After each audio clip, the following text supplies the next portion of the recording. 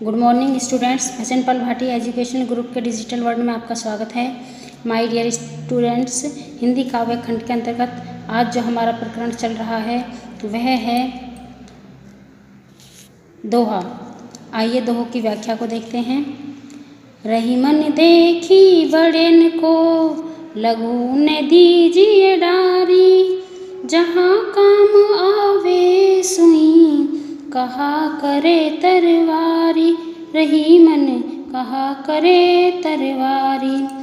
इसका प्रसंग इस प्रकार लिखेंगे कि समय के अनुसार प्रत्येक व्यक्ति या वस्तु का महत्व होता है, चाहे वह व्यक्ति और वस्तु बड़ी हो या छोटी।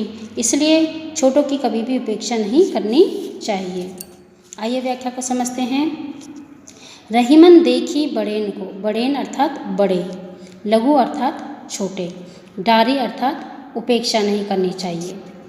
यहाँ रहीम कवि कहना चाहते हैं रहीमन देखी बड़ेन को कि कभी भी बड़े व्यक्ति या बड़ी वस्तु को देखकर लघु ने दीजिए डारी, छोटे व्यक्ति या छोटी वस्तु की उपेक्षा नहीं करनी चाहिए। जहाँ काम आवे सुई, कहाँ करे तरवारी। यहाँ रहीम कवि कहना चाहते हैं कि जहाँ पर सुई काम आ सकती है वहाँ पर तलवार काम नहीं कर सकती है।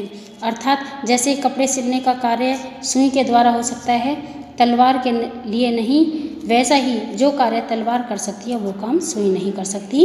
यहाँ रहीम कवि यही कहना चाहते हैं कि हमें कभी भी छोटों की उपेक्षा नहीं करनी चाहिए। यों रहीम सुख होत है, बढ़त देख निज गोत, ज्यों बढ़री अखियाँ निरखी, आँखिन को सुख होत। रहीमन आँखिन को सुख होत। इसका प्रसंग इस प्रकार लिखेंगे कि प्रत्येक व्यक्ति को अपने गोत या अपने वंश की वृद्धि होते हुए देखकर प्रसन्नता की प्राप्ति होती है। आइए व्याख्या को समझते हैं। यों रहीम सुख होत है, यहाँ रहीम कवि कहना चाहते हैं कि इस प्रकार सुख प्राप्त होता है। बढ़त देख निज गोत, निज अर्थात अपने, गोत अर्थात वंश को, अपने वंश की वृद्धि को होता हुआ देखकर। यहाँ रहीम कवि कहना चाहते हैं कि प्रत्येक व्यक्ति को अपने गोत अर्थात अपने वंश की वृद्धि होते देखकर उन्हें प्रसन्नता प्राप्त होती है, सुख प्राप्त होता है। ज्यों बढ़री अखियाँ निरखी, आँखिन को सुख होत। बढ़री अर्थात बड़ी, निरखी अर्थात देखकर।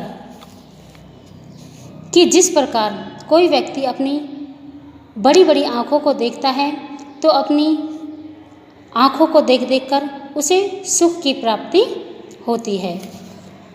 यहाँ रहीम कवि यही कहना चाहते हैं कि प्रत्येक व्यक्ति को अपने वंश की वृद्धि अर्थात वंश को बढ़ता हुआ देखकर प्रसन्नता की प्राप्ति होती है।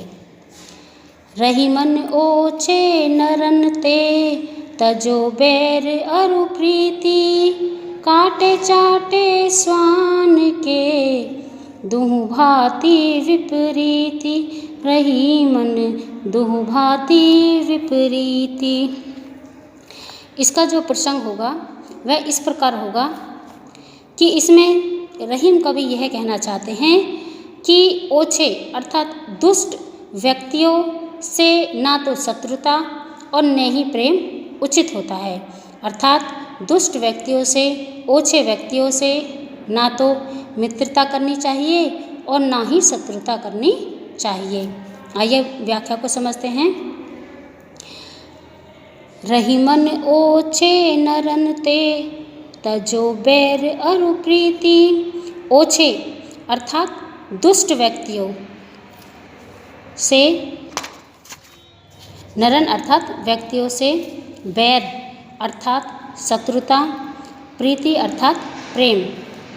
यहाँ रहीम कवि कहना चाहते हैं कि जो व्यक्ति दुष्ट प्रवृत्ति के होते हैं, जो व्यक्ति दुष्ट होते हैं, उनसे शत्रुता और प्रेम दोनों को ही त्याग कर देना चाहिए। अर्थात दुष्ट व्यक्तियों से ना तो शत्रुता करनी चाहिए और ना ही प्रेम करना चाहिए। काटे चाटे स्वान के, दुहु भांति विपरीति। स्वान अर्थात कुत्ता, दुहु अर्थात दोनों प्रकार से, विपरीत यानी कि विपरीत स्थिति होती है। यहाँ रहीम कवि कुत्ते के माध्यम से बताना चाहते हैं कि कुत्ता चाहे चाटे या काटे, वो दोनों ही परिस्थितियों में हमारे लिए खतरनाक होता है। अर्थात यदि कुत्ता चाटता है तो ऐसा समझा जाता है कि व्यक्ति अपवित्र हो जाता है, और यदि कुत्ता काटता है तो फिर हमें उसका उपचार करना पड़ता है, क्योंकि कुत्ते का काटना हमारे लिए, हमारे स्वास्थ्य के लिए खतरनाक होता है।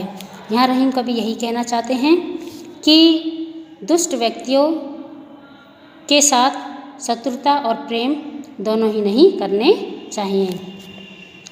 बच्चों, रहीम के सभी दोहों का जो काव्यगत सौंदर्य होगा वो समान होगा। आपको इस प्रकरण के अंतर्गत सिर्फ दोहों की व्याख्या अपनी हिंदी की नोटबुक में सुंदर हैंडराइटिंग में लिखनी है। कल हमारा नया प्रकरण शुरू होगा। धन्यवाद।